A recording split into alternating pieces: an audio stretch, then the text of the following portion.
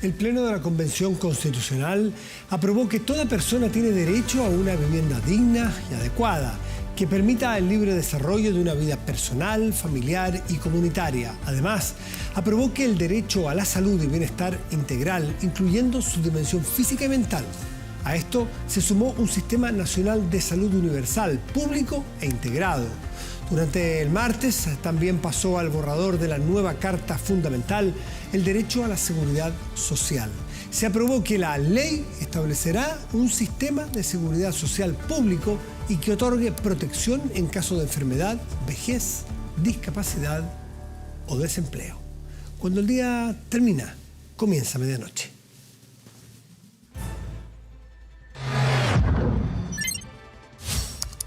Medianoche.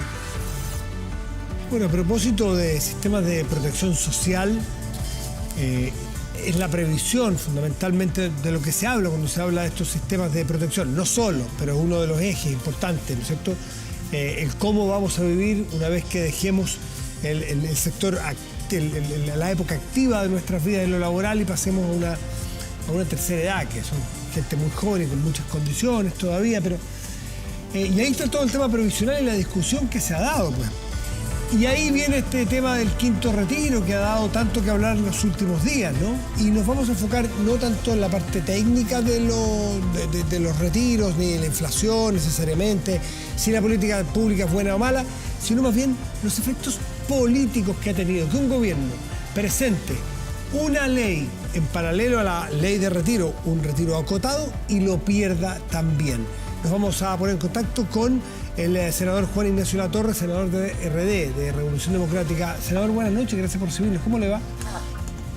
Buenas noches, Matías. Gusto de saludarlo. Gracias por la invitación. ¿Desde Valparaíso, como siempre? Sí, hoy día tocó sesión de sala esta tarde y estoy acá en la casa. Muy bien, pues. A ver, bueno, se ha hablado de los efectos económicos, ya se habló y no los debería haber porque nos aprobaron los retiros, pero por Dios que se ha hablado de los efectos políticos. Por ejemplo, se habla de un déficit en el trabajo prelegislativo del gobierno y se pone foco, bueno, el que estuvo a cargo de eso, que es el ministro Giorgio Jackson, quien para algunos no hizo un trabajo prelegislativo adecuado para conseguir los votos y que el gobierno pudiera aprobar su proyecto paralelo. ¿Cómo lo ve usted? A ver, varias cosas. Lo primero, creo que había un objetivo del gobierno, desde el presidente de la República, comité político, para abajo, partidos políticos, en términos de rechazar el quinto retiro parlamentario, el proyecto de Pamela Giles y René Alinco. Ahí había un primer objetivo.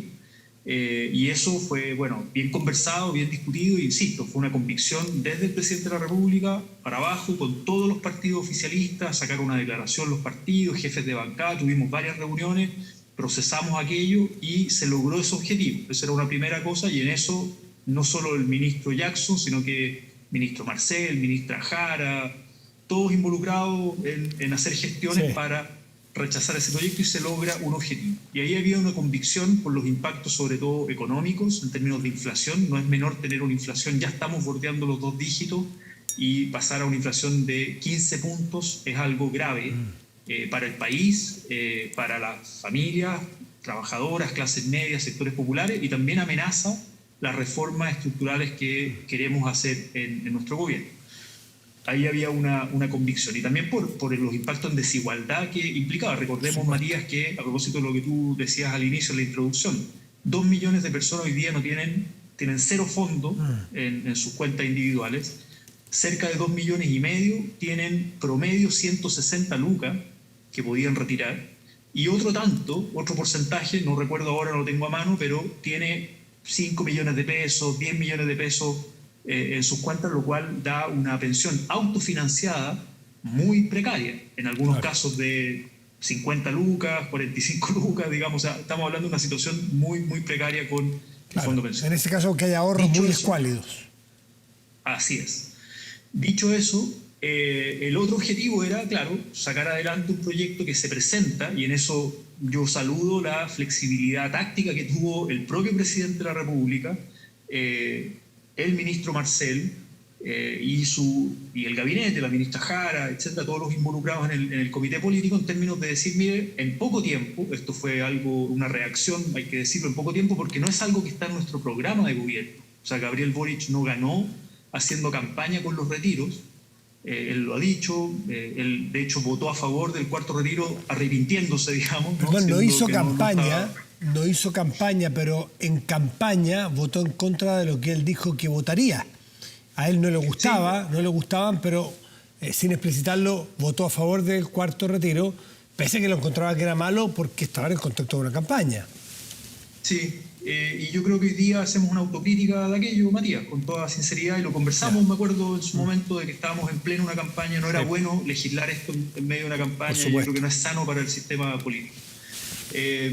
Dicho eso, se presenta un proyecto que, insisto, no estaba en nuestro programa de gobierno, entonces se presenta un proyecto bien a la rápida, donde buscaba de alguna manera un equilibrio entre, por un lado, aliviar la mochila de deudas, que yo creo que el ministro Marcel tiene esa convicción personal, profunda, política, digamos, de que hay una mochila de deudas muy pesada en las familias chilenas y que tiene impactos no solo económicos, también en agobio, problemas de violencia intrafamiliar, de salud mental, etc. O sea, son cosas que conversamos en muchas reuniones y buscar aliviar la mochila de deudas, por un lado, y por otro, el cuidar la economía en términos de que no impacte en la inflación, ¿no?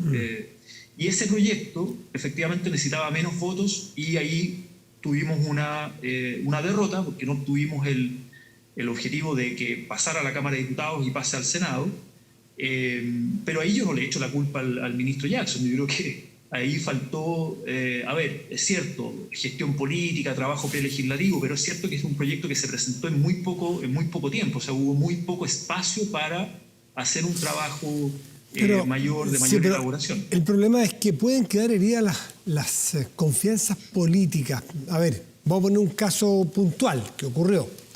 No es que sea el único, pero vamos a poner el caso de los parlamentarios del Partido Comunista.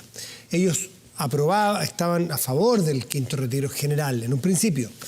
Luego el gobierno les pidió de alguna manera lealtad a que apoyaran el acotado por los efectos que ya el ministro Marcel dijo que iban a ocurrir. Entonces, a instancias del gobierno, la bancada del Partido Comunista dejó su convicción de votar a favor del quinto retiro para lo rechazó para irse a aprobar este retiro más acotado, porque el ministro Jackson aparentemente les comprometió que ese podía tener viabilidad.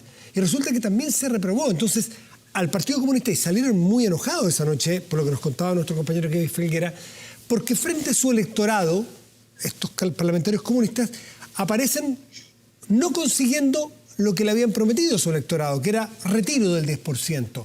Y no lo hicieron porque ellos hayan dejado de creer en el retiro, es porque ellos confiaron en que el proyecto del gobierno iba a conseguirlo. Entonces, claro, la relación queda, no sé si quebrada, que es una exageración, pero al menos se deben explicaciones o no. A ver, yo tengo una lectura algo distinta y no pondría el foco solo en el Partido Comunista. No, puse un ejemplo, no digo que ese sea el único problema, es un ejemplo puse. Sí. No, y lo digo porque en la propia bancada del PC yo converso mucho con Daniel Núñez y Claudia Pascual, compañeros en el Senado, y tenían posturas críticas también con el quinto retiro parlamentario. Tenían plena conciencia de que era una medida individualista, muy de corte neoliberal, que tenía impacto económico. O sea, en el PC probablemente habían distintas opiniones. Lo mismo en el Partido Socialista, lo mismo probablemente en el Frente Amplio, en el PPD, ¿para qué decir? O sea, en el PPD habían varios parlamentarios que estaban muy a favor del retiro parlamentario y medio a regañadientes para apoyar al proyecto del gobierno. Entonces, había diversidad de opiniones. ¿Y por qué? Porque obviamente es una medida popular, tiene costo oponerse al quinto retiro parlamentario, hay mucho bullying por redes sociales también, y porque efectivamente la gente lo pide, porque ya hay una historia de 3 retiros aprobados anteriormente, etc. O sea, tenemos una historia de elementos. Entonces, yo diría que la labor de conseguir los votos para el retiro acotado, más responsable, la alternativa que se construyó desde el gobierno, era una responsabilidad compartida de toda la coalición oficialista. no solo del ministro Jackson. Y ahí, claro, hubo bancadas que prefirieron no apoyar al gobierno, creo yo. Mi lectura es, sin estar tan metido en la dinámica de la Cámara de Diputados, ¿eh? Quiero decir eso, porque yo estoy más en el Senado, pero lo que yo leo es que hubo bancadas que prefirieron hacer un gallito con el gobierno, propiciarle una derrota al gobierno, decirle, miren, este primer proyecto que envía va a perder, dado que se rechaza el parlamentario, digamos, en vez de poner el foco en la gente, ¿no? en aliviar la mochila de deudas, en las pensiones de alimentos para los niños, niñas y adolescentes, etc. Creo que habían elementos muy interesantes para las familias en el retiro acotado sin un impacto macroeconómico inflacionario mayor. Y ahí mi lectura es esa, es que hubo bancadas, el Partido de la Gente, la Democracia Cristiana, Renovación Nacional tuvimos 3 votos a favor y de alguna manera teníamos posibles otros que estaban en duda y finalmente tuvimos solo 3 votos a favor de Renovación Nacional. Entonces, bueno, faltaron 10 votos, perdimos. Pero más que perder, la lectura que hacemos nosotros hoy día, más que la derrota al gobierno en un proyecto que no era parte de nuestro programa, que eso hay que decirlo, fue un mal menor. Acá, claro, no se le da respuesta a la gente, por un lado, y por otro, lo que decimos es hay que dejar atrás la política de los retiros y concentrarnos en las reformas estructurales. Y en eso no hay dos opiniones en el gabinete, y en la coalición oficialista. No, el presidente ha dicho que hay que entrar a los temas de fondo y que es tiempo de sentarse a conversar sobre una reforma previsional de largo plazo, porque los diagnósticos ya están todos hechos. Hay que debatir y armar algo. Ahí la clase política probablemente está muy en deuda, ¿no? Le quiero preguntar, senador, por último, sobre este proyecto de inexpropiabilidad y heredabilidad de los ahorros de las personas. Esto es empujado por el gobierno del presidente Boric, lo ha planteado el ministro Jackson. ¿Tiene viabilidad como reforma constitucional en el Congreso y cuál es su opinión al respecto? A ver, fue parte de la negociación también, particularmente con la UDI, hay que decirlo, en términos de explicitar algo que nosotros dijimos en campaña, lo dijo el propio Gabriel Boric, lo dijimos como coalición, acá no tenemos ninguna intención de expropiar fondos, de hecho es una mala política expropiar fondos porque eso implicaría incluso indemnizar a las personas que tú estás expropiando, entonces plata por plata, y además en un sistema de seguridad social como nosotros queremos construir, el fondo de pensiones tiene que estar orientado a pagar pensiones decentes y no ocuparlo en otras cosas, ¿no? Eso en cualquier sistema de seguridad social moderno, además con una entidad pública que implique una gobernanza que dé confianza, que sea tripartita, con empresarios, trabajadores, gobierno, etcétera, que tenga transparencia. Bueno, eso es lo que nosotros queremos. Pero con cuentas individuales o nocionales, o sea, que le den un vale, decirle, señor Latorre, yo tengo la plata, usted tiene un vale por 10 millones de pesos, o va a estar en la cuenta suya. ¿Qué están pensando ustedes? No está, como tú decías, Matías, en la introducción sobre lo que se aprobó ayer, que creo que es una buena noticia, el catálogo de derechos fundamentales, entre otros el derecho a la seguridad social. Hay que hacer una bajada aquí, y hay distintas bajadas. Hay sistemas modernos de seguridad social en Suecia que incorporan capitalización con cuentas nocionales, ahorro colectivo, capitalización colectiva, son distintos mecanismos, no hay uno solo. Lo que pasa es que en Chile estamos acostumbrados a que la única manera, lo hegemónico, es el 10% en contribución del trabajador a capitalización individual y además administrado por las AFP. Ahora, es lo que aparentemente es una rareza en el mundo, no, más allá que tenemos en Chile. Sí, más allá de que él lo administre, entiendo que todas las encuestas indican que mayoritariamente chilenos y chilenas quieren mantener la propiedad de sus ahorros. ¿Usted tiene esa percepción? Es que por eso, sí yo creo a que nombre propio, o sea, cuentas individuales.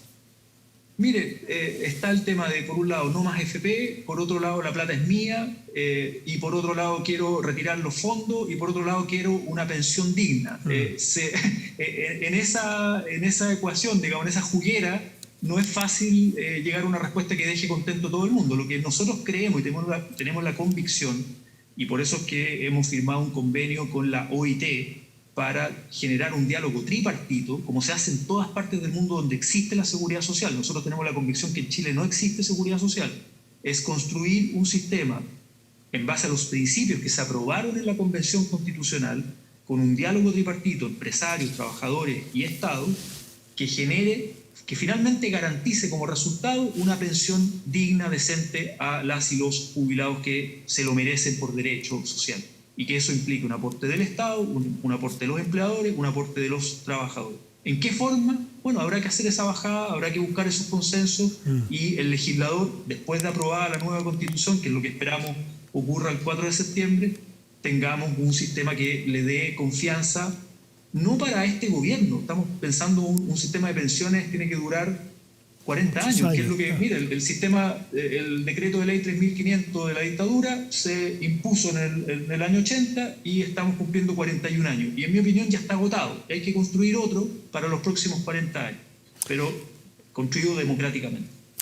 Juan Ignacio Latorre, senador de Revolución Democrática, muchas gracias como siempre por estar con nosotros. Que esté muy bien. Muchas gracias, María. Que esté bien. Buenas noches. Chao, buenas noches. Hacemos una pausa, ya volvemos, espérenos.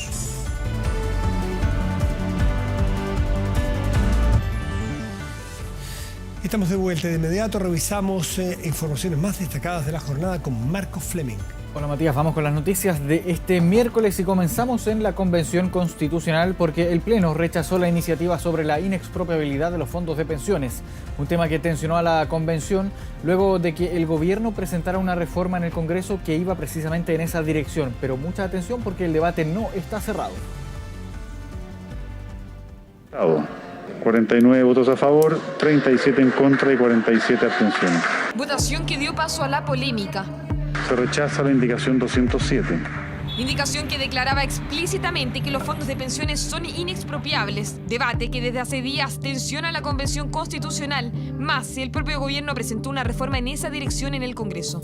El proyecto de reforma de una constitución en la que no creen y que estamos cambiando, digamos, y que ellos van a querer aprobar este borrador de constitución, me parece que es una falacia. Ese es un debate legislativo. Aquí se está definiendo un estándar, un nuevo estándar en materia de pensiones, y es un debate distinto. Finalmente, la iniciativa presentada por la derecha fue rechazada. Sin embargo, las reuniones de los últimos días tras el proyecto del gobierno en el Congreso llevó a algunos socialistas y frente amplistas a apoyarla. Había que aprobárselo y decirles, ahí está, dejen de lanzar voladores de luces. Tomando en cuenta la necesidad que nosotros tenemos de escuchar cuáles son las preocupaciones de la ciudadanía en general, es bueno dar este tipo de señales. Señales que no fueron compartidas en el sector. Parte de la izquierda acusa a la oposición de crear una maniobra comunicacional artificial para golpear el proceso constitucional. Nadie, aseguran, ha propuesto expropiar o incluso nacionalizar los fondos de pensiones. Una normativa de esa naturaleza es innecesaria, porque eso está regulado por las temáticas referidas al derecho de propiedad y lo que va a conocer el Pleno en materia de expropiación. El microclima de la Convención está llegando hasta tal punto que ni siquiera las señales políticas evidentes de un gobierno que quiere de alguna manera poner paño frío en estos temas que son sensibles para la ciudadanía no están acusando recibo. Señales políticas contenidas en la reforma del Ejecutivo que incomodó a convencionales de gobierno. Hasta hace unos días la posibilidad de debatir este tema no era prioridad para varios constituyentes. Han habido varios convencionales que han manifestado su voluntad de, como volvieron algunos incisos a la comisión, que esta comisión pueda revisar la mejor forma de abordar este tema. Esta es una cuestión que tiene que garantizarse en las normas transitorias, no en las normas permanentes, porque de alguna manera se trata de artículos que regulan la convivencia de dos sistemas distintos. No me extrañaría que para el futuro, para que no exista ninguna duda, exista algo más o menos para que dé esta tranquilidad. Y por eso la puerta sigue abierta aunque hay dudas en la oposición. Discusión que para la mayoría debe generarse porque para algunos convencionales este tema podría aumentar la adhesión o el rechazo al proceso constituyente. Críticas a los esfuerzos que hizo el gobierno para lograr los respaldos necesarios a su retiro acotado de fondos surgieron en el Congreso. La polémica se generó luego que desde la DC se dijera que incluso recibieron felicitaciones de miembros del Ejecutivo por su postura de rechazo. Parlamentarios oficialistas exigieron anuncios para responder a las necesidades ciudadanas. Efectivamente, no querían que hubiese ningún quinto retiro. Mario Marcel le dice abiertamente que le agradece que esto se haya acabado acá en el Congreso. El plan perfecto existe y el plan perfecto se llevó a cabo. Un plan perfecto, acusó el subjefe de la bancada de la Democracia Cristiana, partido que recibió duros dardos desde Apruebo Dignidad tras el rechazo del proyecto de retiro acotado que presentó el gobierno. Según el parlamentario, el propio ministro Marcel felicitó la postura falangista. Sin embargo, la supuesta revelación no gustó en las filas demócrata cristiana y diputados del partido se lo hicieron saber. Tras la reconvención vendría la aclaración, pero no el fin de la polémica. Y Felipe tuvo una confusión. No llamó el ministro Marcel al jefe de la bancada de la Democracia Cristiana. Es que personas de gobierno hablaron conmigo para expresarme el alivio respecto que los dos proyectos de retiro no se hubiesen aprobado. Desde que ocurrió el doble rechazo se dijo que Marcel era uno de los ganadores porque desde siempre ha sido contrario a recurrir a los fondos de pensiones. El ministro de Hacienda, tras la aclaración de la DC, ratificó que jamás existió felicitación alguna y llamó a la responsabilidad que debe existir en el debate político. Sería bueno entonces que dieran los nombres de quiénes fueron esos personeros de gobiernos que los habrían felicitado. Nosotros estuvimos hasta el último minuto de la tramitación intentando conseguir los votos. Tuvimos sin duda dificultades para que este proyecto pudiera tener los votos, pero estamos convencidos que para aquellas reformas estructurales que el pueblo de Chile está demandando, vamos a encontrar mucho más apoyo. La sensación amarga que quedó en Apruebo Dignidad tras el rechazo al proyecto del gobierno se mantiene. Lo sucedido provocó fricciones en el oficialismo y en esta jornada incluso se dijo que el Ejecutivo no hizo todos los esfuerzos para lograr los apoyos necesarios. Por eso a La Moneda le han exigido una propuesta que dé respuestas a las necesidades ciudadanas. Y creo que evidentemente los resultados de esta gestión no fueron positivos. El proyecto se rechazó, por lo tanto no se hicieron probablemente todos los esfuerzos necesarios para poder tener la aprobación de este proyecto. Y nosotros estamos por eso empujando que se busquen las alternativas ante el vacío que quedó. Propuestas que por ahora no han llegado al Congreso Nacional. Aquí lo que no puede haber es parálisis, inacción. Tiene que haber iniciativa política.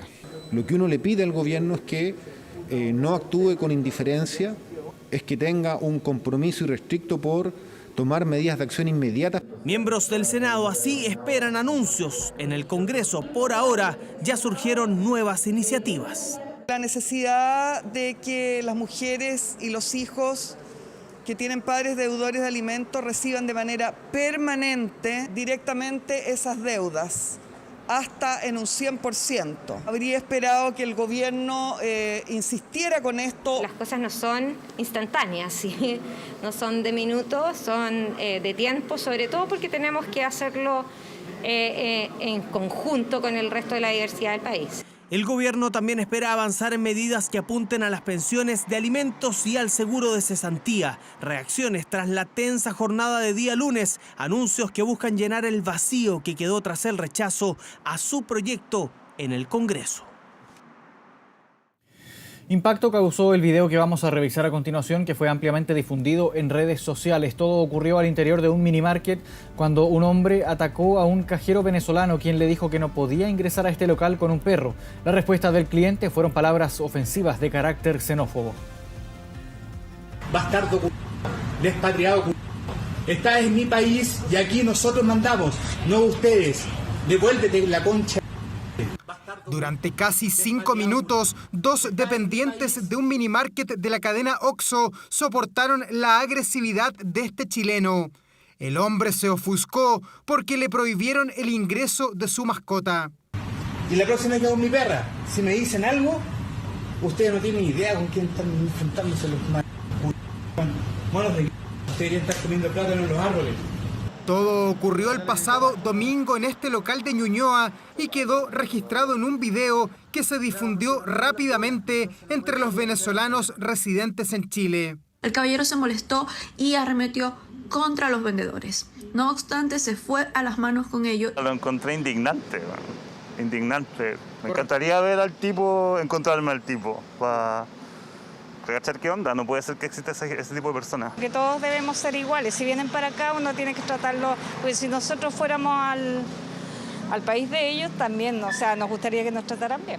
Me da vergüenza, ni siquiera me da rabia, me da vergüenza, realmente me da una vergüenza terrible. Es que yo no avalo esto por ningún motivo, o sea, no tiene pie ni cabeza. somos latinoamericanos, somos personas. La diáspora venezolana en nuestro país es cercana a las 500.000 personas y hoy representa la mayor colonia extranjera en Chile. Rechazamos cualquier ataque de agresión, de descalificación y también de cuestionar de dónde venimos. Hoy somos nosotros, tal vez mañana serán otros. Llaman a Carabineros y voy a venir de nuevo. Y los pagos se demoran por lo menos 3 horas en llegar. Tengo 3 horas para sacarle la chucha. Graba nomás, graba. Este registro cruzó las fronteras y desde España, el capitán de la selección, Claudio Bravo, repudió la agresión a un inmigrante y pidió disculpas a los trabajadores. Un ataque tan cruel nos afecta a todos como equipo y estamos agradecidos de las demostraciones de cariño, apoyo y solidaridad que muchas personas le han hecho llegar y estamos evaluando iniciar todas las acciones legales que correspondan. Lo que tienes que hacer tú es agarrar un avión y volverte a tu país, lo mismo que tú. Este tipo de agresiones evidencian la xenofobia y la violencia con las que son tratadas las personas migrantes en nuestro país. Por lo tanto, son conductas que observamos en ese video que deben ser investigadas de manera integral y que como sociedad y como país no podemos permitir. No, pero mírame a los ojos. Mírame a los ojos. El agresor arrepentido volvió esta mañana al local de Oxxo, pidió disculpas y aseguró que estaba bajo los efectos del alcohol luego de sufrir la pérdida de un familiar. Impresionante el registro. Vamos a cambiar completamente de tema. Endeudarse para comer es uno de los efectos que está dejando la fuerte alza en el precio de los alimentos. Expertos advierten una alza en la morosidad por este ítem y en los próximos meses. Vamos a tomar contacto con Rodrigo Pérez, que nos va a explicar. ¿Cómo está, Rodrigo? ¿Cómo estás, Marco? Muy buenas noches. Ya no es novedad que los precios estén en aumento en nuestro país y esto ha generado también que muchas personas tengan que endeudarse para comprar los alimentos y llegar a fin de mes. Fíjense que ya hemos comentado, la inflación en los últimos 12 meses llega al 9,4% y hay mucha preocupación entre las organizaciones de consumidores y usuarios quienes hacen un llamado a evitar el sobreendeudamiento. Esto porque pasa que muchas personas utilizan las tarjetas de crédito o también muchas veces las vuelven a utilizar cuando ya tienen deudas, lo que va generando, indicaban algunos expertos, un círculo vicioso. Vamos a escuchar a continuación algunas declaraciones de quienes estaban relatando parte de esto y se manifestaban muy preocupados por este sobreendeudamiento. La única salida que tiene la gente es hacer la bicicleta, endeudarse con una tarjeta de crédito y empezar a endeudarse más para poder comprar los alimentos porque sus ingresos no les alcanzan.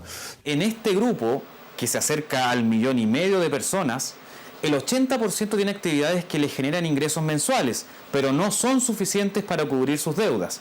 De este modo, si es que cayeran en morosidad durante los próximos meses, la población nacional con incumplimientos financieros podría superar los 5.600.000 personas.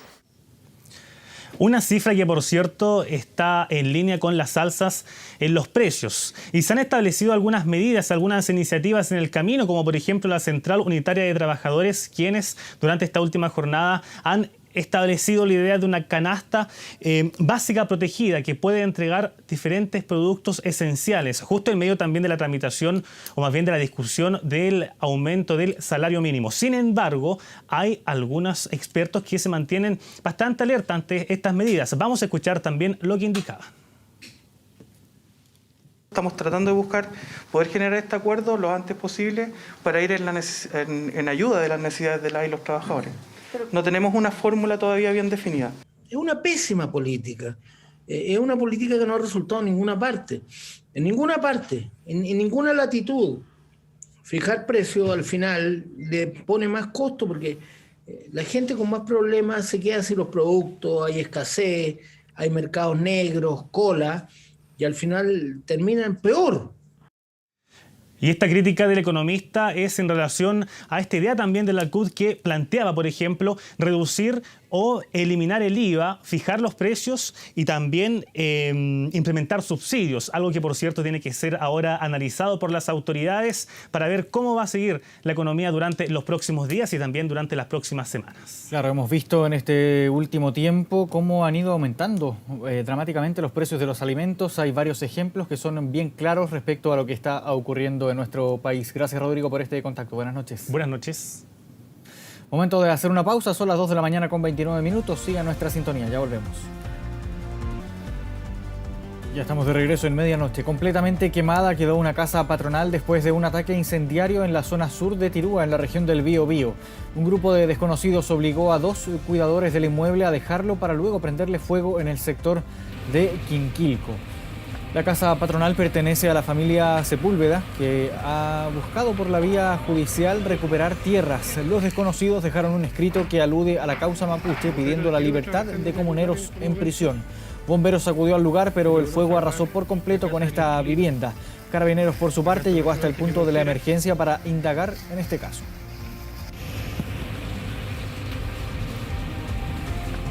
Volvemos a la capital, vamos de inmediato a las calles de Santiago y tomamos contacto con Carlos Godoy para conocer las noticias policiales de las últimas horas. Carlos.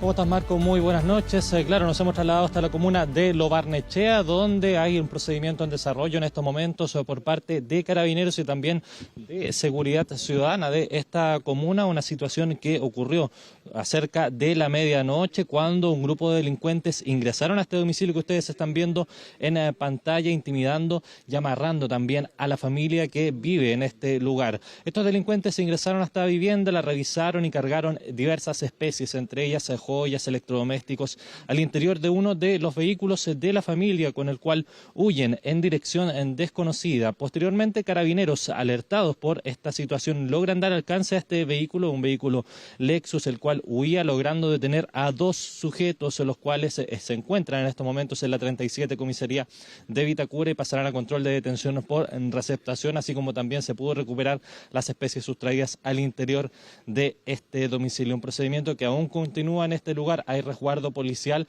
en este domicilio por parte de Carabineros y también de Seguridad Ciudadana de esta comuna. Nosotros vamos a ir revisando otros temas policiales también que han ocurrido durante horas de esta noche y nos vamos a trasladar hacia la comuna de Ñuñoa en una persecución que terminó con 3 detenidos y también 2 mujeres lamentablemente atropelladas. Todo esto ocurrió durante horas de la noche de este miércoles cuando funcionarios policiales iban a controlar a un automóvil de manera preventiva. Sin embargo, estos ocupantes decidieron escapar desde este lugar. Fue así que se inició un seguimiento controlado por parte de personal policial hasta que en la esquina de Guillermo Mann con Pedro de Valdivia estos delincuentes perdieron el control de este vehículo, ocasionando este accidente de tránsito luego de que este vehículo, que iba siendo seguido por parte de Carabineros, colisionara y también atropellara a estas personas. Se detuvo a estos 3 delincuentes, todos ellos mayores de edad, y también se logró la incautación de 2 armas de fuego. Y producto del accidente, que es lo que yo les comentaba en un principio, resultaron 2 mujeres atropelladas, las cuales se encontraban en el exterior de su domicilio esperando a algunos familiares. Fueron derivadas hasta el Hospital El Salvador, donde se encuentran fuera de riesgo vital. Tenemos declaraciones por parte de Carabineros en relación a este procedimiento policial que terminó con 3 personas detenidas en la comuna de Ñuñoa. Escuchemos. Por lo tanto, el personal motorizado nuestro realizó un seguimiento con las medidas de seguridad correspondientes, llegando hasta este lugar donde se produjo un accidente en el tránsito, logrando la detención de 3 sujetos en el lugar. Se vieron afectadas 2 personas civiles que estaban esperando, al parecer, familiares aquí en el lugar. Sí. Ahí estaban las declaraciones entregadas por personal de Carabineros en relación a la detención de estos 13 delincuentes, los cuales provocaron este accidente de tránsito en la comuna de Ñuñoa, dejando a estas 2 mujeres atropelladas, las cuales afortunadamente se encuentran fuera de riesgo vital, están siendo intervenidas en estos momentos en el Hospital El Salvador, ahí en la comuna de Providencia. Nos trasladamos ahora hacia la comuna de Estación Central, también en un hecho ocurrido durante horas de la tarde de este miércoles, una situación que está siendo indagada por la Fiscalía Centro Norte y también por personal del Lavocar y del OS9 que dan cuenta de un hombre de aproximadamente 30 años, el cual resultó fallecido por un impacto de bala en su cabeza. Se están indagando diversas hipótesis en relación a este hecho. Lo cierto es que hasta este momento Carabineros se encuentra custodiando este lugar, revisando cámaras de seguridad y también empadronando a los testigos y a los familiares de este sujeto, el cual contaba con amplios antecedentes policiales. Se están revisando estas cámaras de seguridad porque las primeras informaciones dan cuenta de que un grupo de sujetos a bordo de un vehículo dispararon en contra de este individuo, el cual falleció. No se sabe si es que fue al interior de este domicilio o al exterior. Es por esta razón que las indagatorias que está realizando la policía uniformada van a ser claves para poder determinar cómo fueron los hechos y la dinámica de estos, los cuales terminaron con la vida de este hombre de aproximadamente 30 años en la comuna de Estación Central. Tenemos declaraciones por parte de la Fiscalía que pasamos a escuchar a continuación. Bastante preliminar, estamos recién realizando todas las diligencias de recabar cámaras, entrevistar a testigos, periciar el sitio del suceso, tanto el cuerpo del fallecido como el sitio del suceso. De hecho, no sabemos aún si fue al interior de uno de los domicilios que está a nuestras espaldas o en la vía pública. Lo que sí sabemos es que es una persona chilena, 34 años, con un impacto de bala en su cabeza. Ahí estaban las declaraciones por parte de la Fiscalía Centro Norte, quienes están a cargo de realizar todas las indagatorias en conjunto con el Laboratorio de Criminalística de Carabineros y también el Departamento del OS9 de la institución para poder determinar la dinámica de cómo fue que este hombre de aproximadamente 30 años falleció en la comuna de Estación Central. Nosotros volvemos a la comuna de Lo Barnechea, que es lo que les comentábamos en un principio, este procedimiento policial que terminó con 2 sujetos detenidos que en este momento se encuentran en una unidad policial luego de haber ingresado hasta este domicilio que se encuentra a mi espalda aquí en la comuna de Lo Barnechea. Marcos. Bien, Carlos Godoy, muchas gracias por este contacto. Quedamos en comunicación esta madrugada. Buenas noches. Y de esta forma llegamos al final del bloque informativo de medianoche. Volvemos contigo, Matías.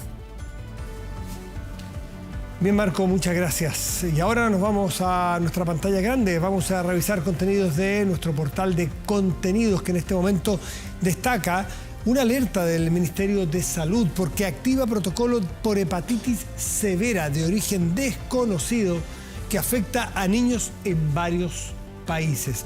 Más detalles en 24horas.cl. Revisamos el tiempo para hoy, jueves 21 de abril de 2022. Santiago presentará cielos nublados y tendrá una máxima probable de 18 grados, en tanto Osorno, en la región de los lagos, tendrá chubascos y la máxima probable de temperatura es de 15 grados. Con esta información nos despedimos. Agradecemos su atención y los dejamos invitados a que sigan en las pantallas de TVN y todas sus plataformas. Muy buenas noches y gracias por venir.